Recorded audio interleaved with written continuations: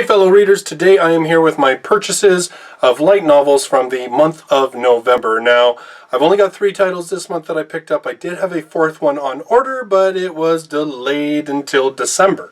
So the 3 that I picked up were, first of all, Volume 2 of Durarara. Now, if you didn't see my video on the first volume of this, it is actually a really cool series. Much more of like an actual urban paranormal series. So the urban setting very strong in this one. The characters very firmly set in an urban sort of society, but definitely elements of the mythological going on. It's a real mashup series of almost like a gang type series plus a paranormal series plus a weird science out of control series. There's a lot going on, but it actually really all comes together into a pretty cool book. So looking forward to seeing what happens here in volume 2.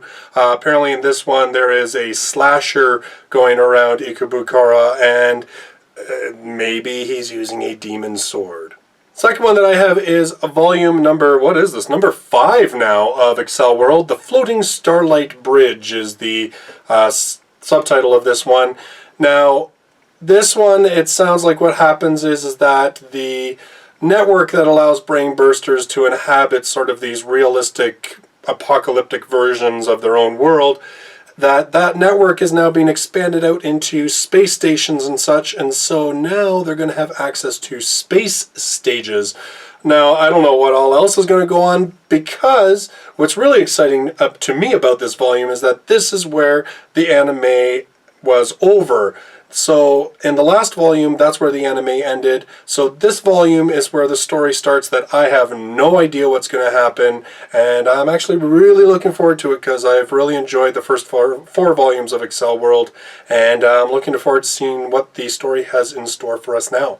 And the final book that I picked up in November was Volume 3 of Log Horizon. Now, I've really enjoyed this series too. The writing, a little bit iffy in terms of a lot of repetitiveness in the writing, but the story I just cannot leave behind.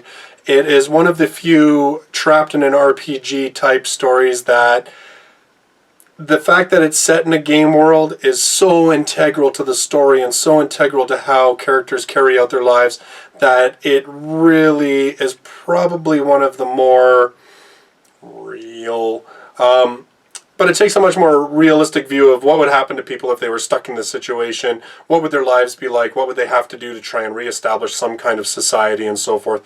This particular volume is sort of focusing, by the sounds of it, on some of the younger people that have been transported to this world and the efforts of the older, more experienced players to train them and make them better equipped to live in this new world. So that's it. That's all I was able to pick up and purchase in November. Like I said, there was one more series that a brand new series actually that was supposed to be released that is going to be in December, so I'll be discussing it in my December video. Let me know if you've been keeping up with these series, what you think of them so far. Are you really excited to now with Accel World start move beyond the anime and to all new territory and have no idea what's going on? Let me know your thoughts. I hope you enjoyed the video, and I hope you will check out my future videos, which will include reviews of all of these books. Thanks very much for watching. I hope to see you in my next video. Until then, bye-bye for now.